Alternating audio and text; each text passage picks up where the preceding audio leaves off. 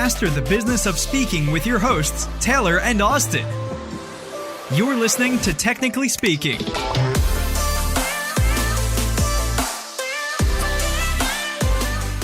Welcome to another episode of Technically Speaking. We're your hosts, Taylor and Austin, and today we are talking about associations. And what's awesome is today we brought an insider's perspective in to help us understand what works and what doesn't work when reaching out and selling to associations. And a perfect person for that is a longtime and dear friend of ours here at SpeakerFlow, Joe Burns.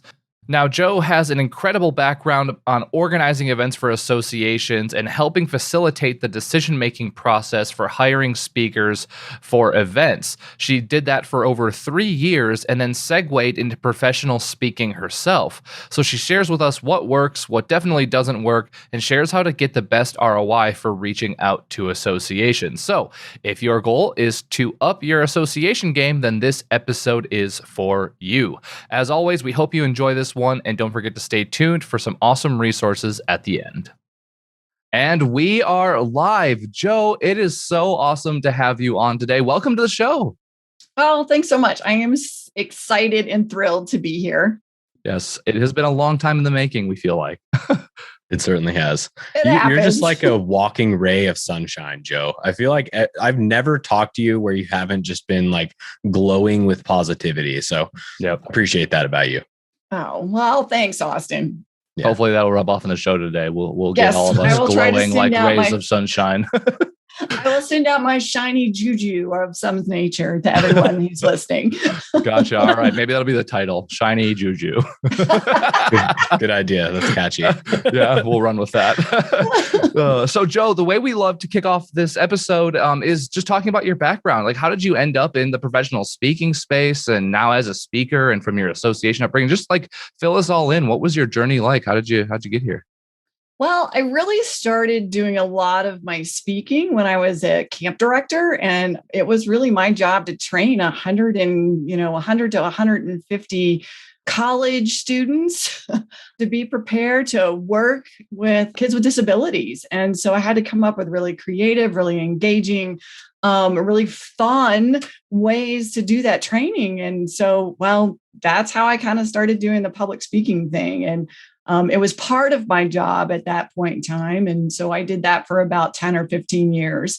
And then when I decided it was sort of time to transition into doing something else, because I wanted to spend more time with my personal campers as opposed to all of my ones that I worked with, I transitioned into, well, maybe I could teach. And so I ended up teaching at Metro College here for several different years. So I was speaking in class and talking about parks and recreation and leisure and that kind of stuff, and was looking for a way to transition like this fun into something bigger, and ended up working part-time with our Colorado Parks and Recreation Association here for about 3 years. And so that's kind of how it transitioned. And then I was like, ooh, well, these people that we hire are really having fun on the other side of this.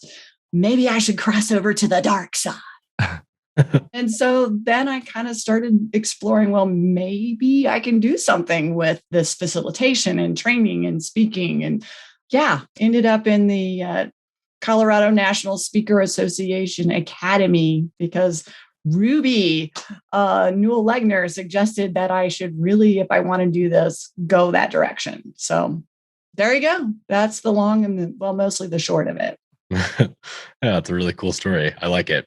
One of probably the most common thing that we get told when we ask that question is, well, I fell into it. I stumbled into it. And it seems like it's kind of true for you as well. Like you inadvertently were a speaker, unintentionally were a speaker, and then decided to make it intentional.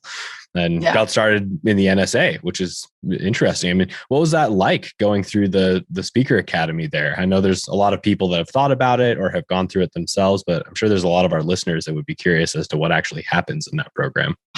It was such a blast. It was a little intimidating because there were definitely folks who had more experience than I did at the time, but it was so amazing to be put in front of, with, and around other people who are aspiring professional speakers. Some were already doing it already, but to be exposed to folks who'd been doing it for years, and they were so willing to share like their tricks of the trade, their experiences, their knowledge, resources.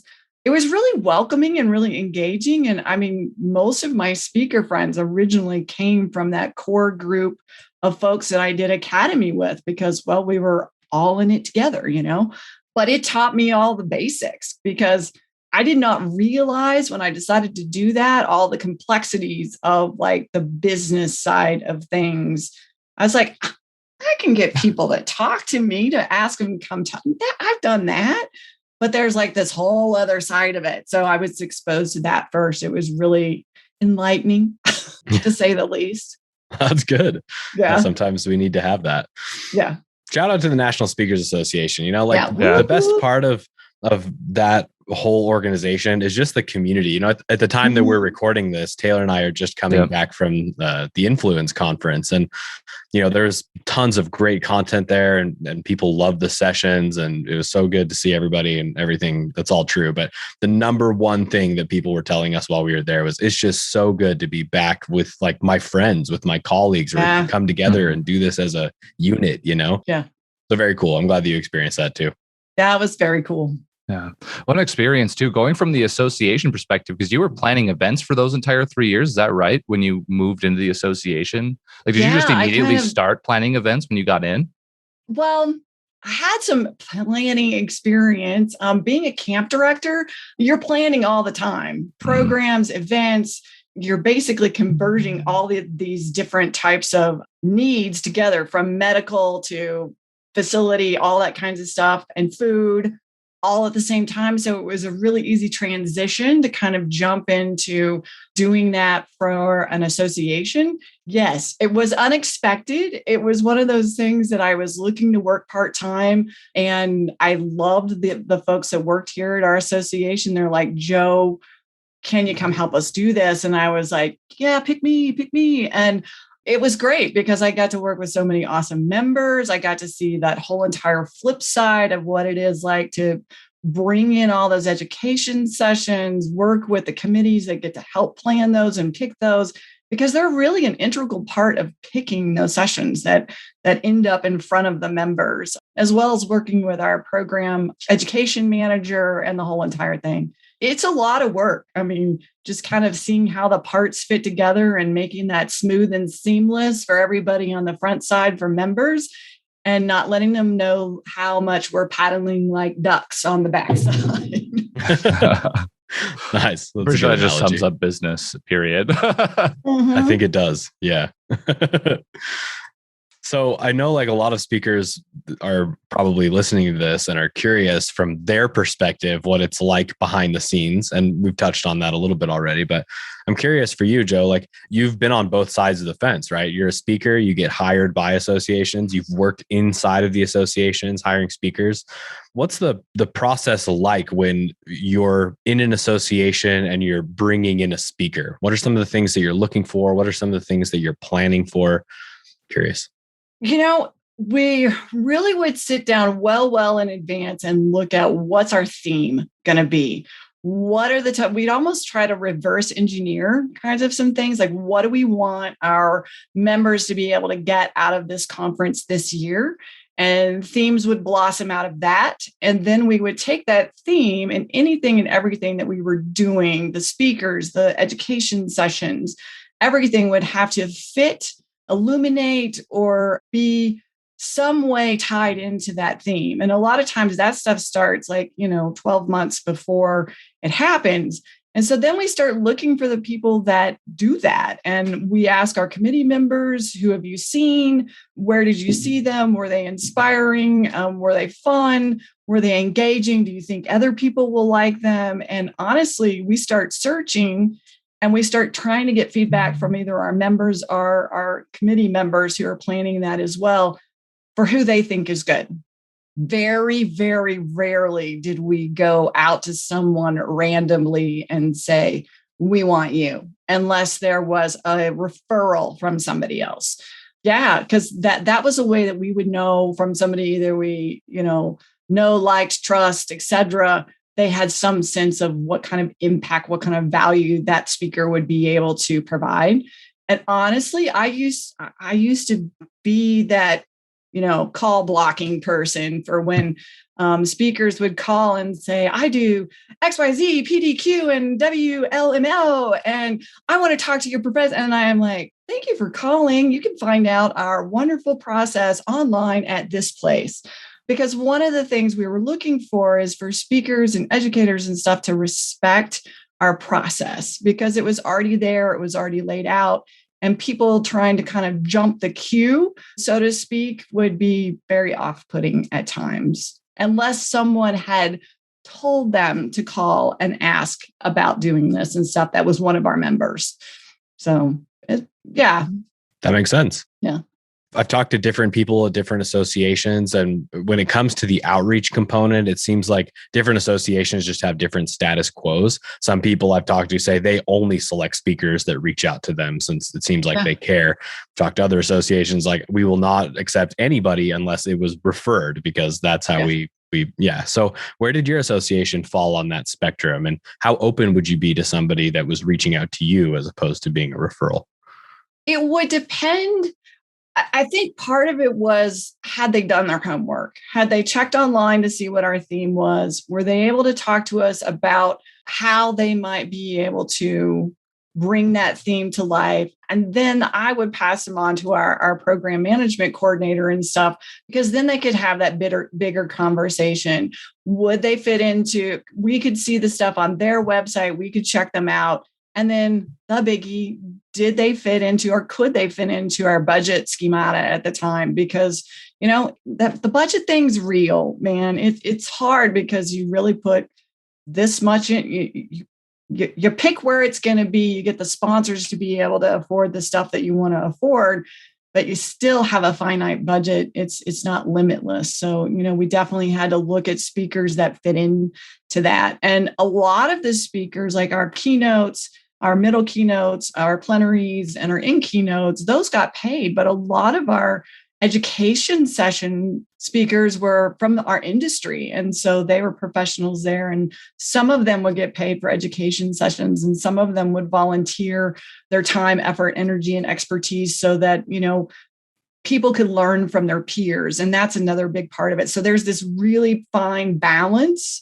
of professional speakers, folks in the industry, as well as, folks who are like focusing on education session programming, facilitation, workshop, that kinds of stuff. So it was like, how do we fill out that puzzle with a great amount of balance? Yeah.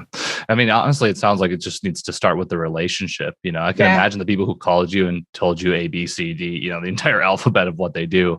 I can imagine that initial response, of course, is knee jerk, just follow our process. But if people really don't put in the time to figure out what's actually happening for the event or work with you on your budget, like actually be a true partner and putting on something great, I can imagine that's extremely off-putting as a decision maker and part of a pretty large process. I mean, it sounds like you, not only were there committees involved, but there's also a program manager involved too. So it sounded like it was a pretty big decision just to choose a set of speakers, right? Yeah. Like we would probably narrow it down. We'd get probably 3 to 5, keynote type speakers in the running, the ones that we decided that we liked. And then we would take that to the committee, to the conference committee and say, okay, here's what we're looking at. Check out these snippets. What do you think? Who do you think is going to best resonate with our members around what we do? They would give us their tops, and quite frequently that would be who we would go after in some way, shape, or form. And sometimes there would be some that like we would have seen somewhere else where we're like, oh, we want them to come to our conference now because we had seen them somewhere else. So the team that I worked with was amazing because they had so much skill. Our education program manager had been doing it for, 10 or 15 years. And so learning from her was essential for me to kind of learn that backside and stuff. Because when I was doing trainings and facilitations, it was me doing it. And, there wasn't that extra step. It was just like, oh, I put this out there for my training my staff. But it was really a great learning process. Yeah, that makes sense. So one of the things that you mentioned are these educational sessions that you run. And we were talking before the show about CEC and CEU credits. Mm-hmm. And I'm sure there are some of our listeners that know what that means, and there are others that have no idea what I'm talking about right now. So Joe, if that is in fact what you're referencing, can you help us understand how CEC credits and CEU credits played a role in the decision-making process for you and the association? Oh, yeah. So continuing education units or continuing education credits, whichever genre of the world you're in, they're basically the same thing. So for anyone who is certified or licensed in any type of industry, to keep that certification or license, they have to get a certain amount of those continuing education opportunities throughout a finite period. Some are 3 years, some are 5 years, et cetera. And with our association, we would be working with folks who needed those to be able to continue their certification. And so there's a process and a form, and it's why speakers get asked for a lot more stuff than just filling out a proposal and sending it off. But there's a board, like we would have a professional certification board review those. And those forms is how we would select as a committee which sessions would get picked. Do they have stuff that's going to be able to provide continuing education so that that our members who are certified can use that to continue to grow? So just being able to define all those components and looking for speakers and folks in the industry and members who could fill that out and do it well sometimes could be a challenge. Gotcha. Sounds like it's pretty detailed. There's a fair amount of information that goes into that form that you're referencing.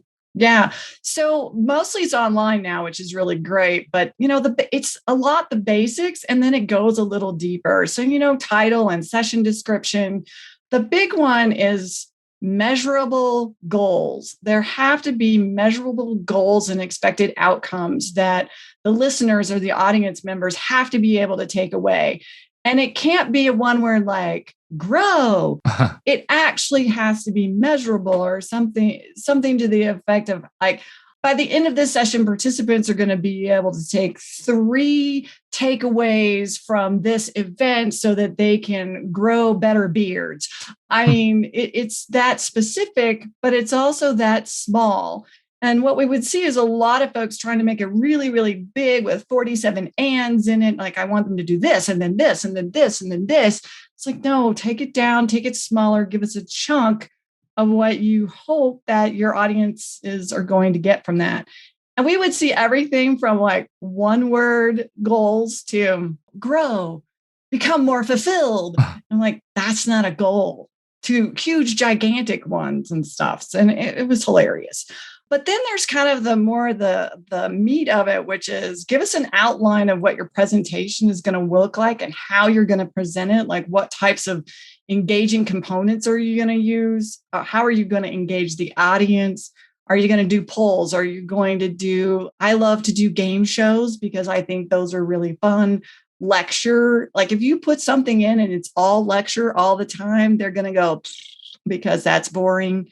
But then you got to look at like, how does this create a difference? So you get asked questions like, what's the need assessment for this? How are you going to put forth your idea?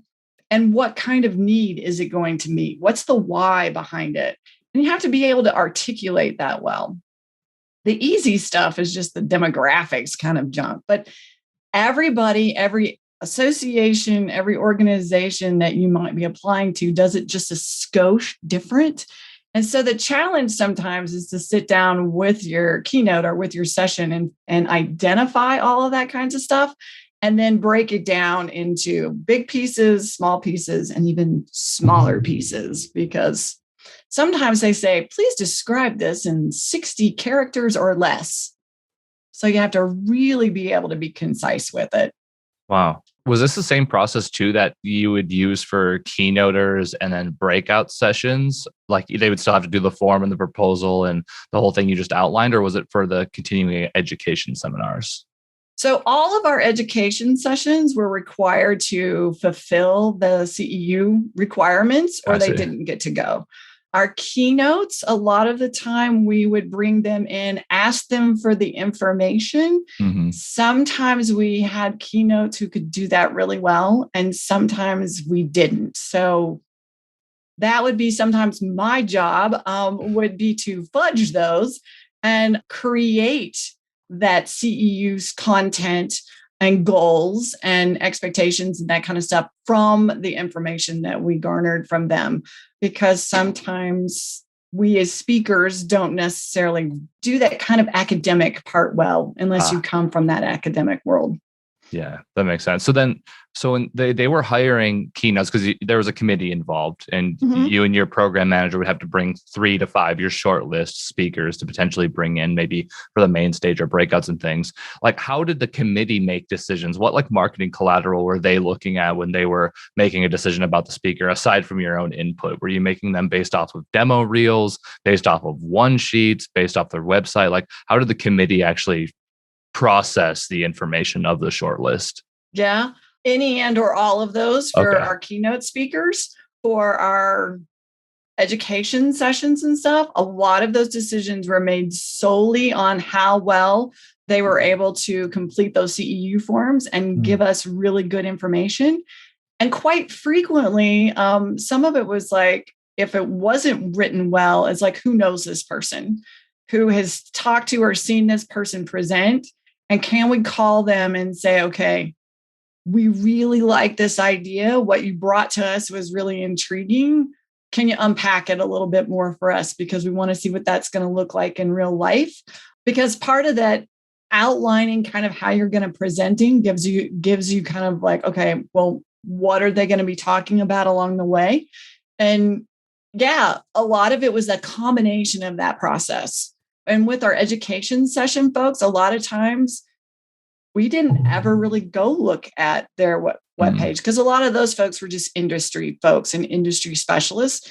It was when we were looking at our keynotes that we'd go check out any available stuff that we could find. It's like, what do they look like when they're presenting in their reel? What do they look like just like with their writing?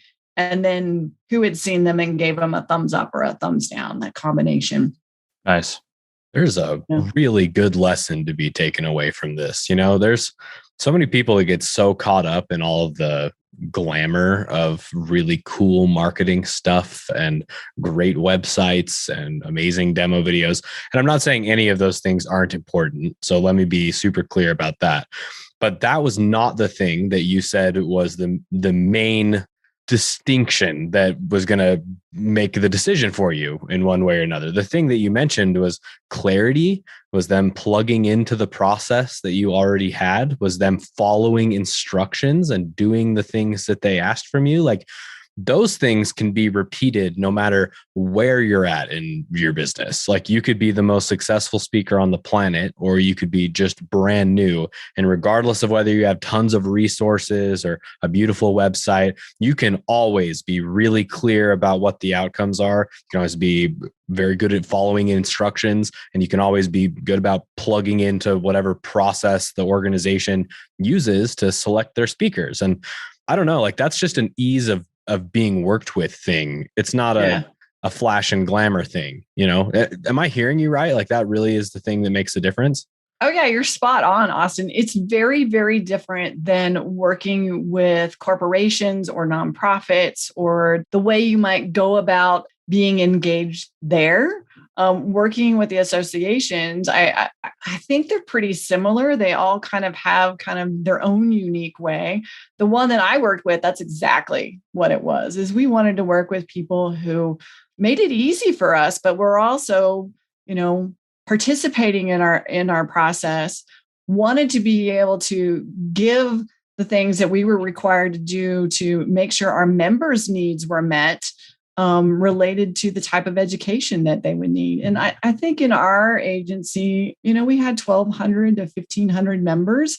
And I would say at least, well, close to half of them were certified or licensed in something. And so we had to make it so those folks' needs were met, not just, you know, the other half. And it was an extra added bonus for those folks who weren't certified at that point in time, is they got a higher quality education session and education experience through our conference because we knew we had vetted all those people. We knew that they were approved by our certification board or our professional certification board as far as what they had written, what they were creating for us. And hopefully it came out and was present when those presentations were made during our conference. Yeah. There's so much helpful information there. I hope everybody's listening to this intently. So I got to ask, from your angle, having this inside knowledge, which you've just graciously unpacked for us, what are some of the things that you personally do when you're applying for conferences with associations or whatever that give you, a better chance, let's say, based on that inside knowledge that you have? Well, I do my homework. I really go research their website, try to find their process. I like to reach out to their education managers and ask them, if it's before they've posted stuff, call not and say, oh, pick me, but could you share with me what your process looks like? Can you share with me how you decide what you're going to pick for your theme, or what are the things that are going on right now that are important to your members right now, so that I can see if I'm even a fit. And if I'm not a fit at all, I don't send anything in. Mm-hmm. If I talk to them, they're saying, we are really focusing on X, Y, this session and stuff. I'm like, oh, thank you so much for telling me. I said, that doesn't really fit what I do and stuff, but I know two people who would really do. And I try to refer folks or say, hey, I just found out that they're focusing on what you do. Send in a session proposal, send in a proposal. And some of them have very different processes for education sessions, those 1 hour, 15 minute, 2.5 hour sessions versus their keynote process. And sometimes just a referral to be able to say, ooh, go talk to them. So I'm very conscientious because I'm talking to people who are me. And it was, what did I want to hear from people while they were calling me on the phone to ask if they could speak at our conference? So, and then I try to be very timely and very specific and make sure that all of the information that has been requested is there. It's very succinct. It's very clear. I always follow up with did my proposal go through? And please let me know if you have any other questions, just so they know that I am in their process with them. Nice. Wow, that is gold. It really sounds like too, like what I love about you, Joe, is you really practice what you preach. Like your expertise as a speaker is like helping people communicate and empower connection and all those things. And you really just take that into your own process. And it sounds like really just being conscientious of them, putting it in the context of them and following their process and making sure that you're honestly the right fit. That seems like it's pretty much going to win the deal every time.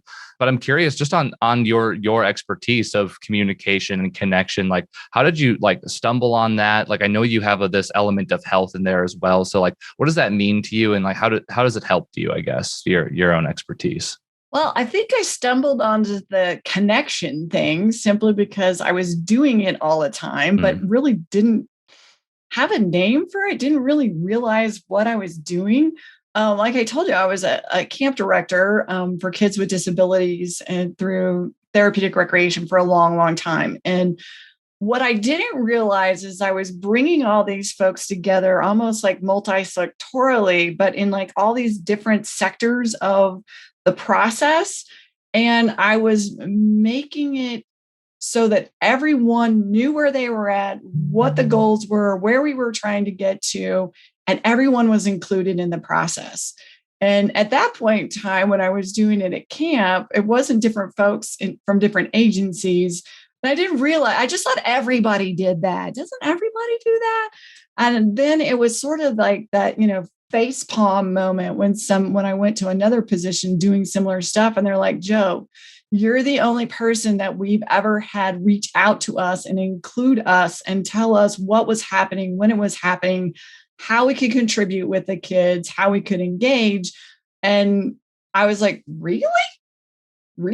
And so it hit me in kind of this weird place that, oh, that's kind of the thing that I do. And so as I've become a speaker, I realized that the things that I enjoy most is bringing in these people from different sectors that work around health, community health, that kind of stuff, whether it's parks, recreation, built environment, folks who are working with not-for-profit community kinds of folks, and utilizing nature and outdoors and recreation as a medium to help people create that connection around how do we do this all together? And when you have something people like to do, like most of us enjoy a little outdoor time, we might garden, we might hike, we might walk. But when we have those types of things in common, it helps make that connection and that focus towards our overall goal easier. It gives us a medium by which to do that, a medium by which to reach our optimal health, whether that's personally or organizationally, that kinds of things. So I like to bring the fun and the energy and the excitement into how those connections create the whole puzzle picture. Yeah, I hope that makes sense. Yeah, no, that's I just perfect. Get really excited about it. No, I totally understand that. Trust me, I just got back from a week at a lake doing nothing except being outside. And it was the biggest recharge I've had all year, certainly. So yeah, it's just, that time where you're able to, just connect, be a human being, especially in our digital landscape that we live in constantly as professionals. I can really see the value in all that. And Joe, you have added so much value to the show today. Thank you so much for sharing all your insider knowledge, your journey, giving people an inside look into what your journey was actually like. And as you know, we're all about creating extra value for our audience. What are you working on right now that our listeners can benefit from? Well, I created a goal writing plan, a fun little way where you can really learn to write goals that associations might be looking at and how to make them measurable and how to make it easy. That's one of the things. I'll share that link with you so you can share it with all the listeners, and hopefully folks can check that out. Some of our SFU members, I've shared it with them already because they're like, Joe, help me do this. So I try to make it easy and fun so people can learn how to write those goals and objectives so that they're measurable and what people are looking for. And then hopefully, cross the fingers, the opportunity to work with both of you, creating a class so that folks can actually learn how to do this. If their goal is to really work with a lot of different types of associations, I want to help folks find an easier way. I want to help them understand how to do it because they're already creating the content and the information. It's just extrapolating it from what they've already created into the formats that associations are looking for and are all just a little skosh tweaky different. Perfect. Well, I will make sure those links are in the show notes. Joe, thank you so much for coming on the show today. It was amazing to have you. And hey, if you like this episode, don't forget to rate it, like it, subscribe to it. And if you want more awesome resources like this, go to speakerflow.com/resources. Thank you so much for chiming in. I just wanted to take a second to thank our sponsor, Auxbus. Auxbus is the all-in-one suite of tools you need to run your podcast. And it's actually what we run here at SpeakerFlow for Technically Speaking. It makes planning podcasts simple. It makes recording podcasts simple. It even makes publishing podcasts to the masses simple. And quite honestly, Technically Speaking wouldn't be up as soon as it is without Auxbus. Thank you so much, Auxbus. And if you are interested in checking Auxbus out, whether you're starting a podcast or you have one currently, get our special offer, auxbus.com/speakerflow, or click the link below in our show notes. Thanks for tuning in today. Check the show notes for more info and see you next time. Later.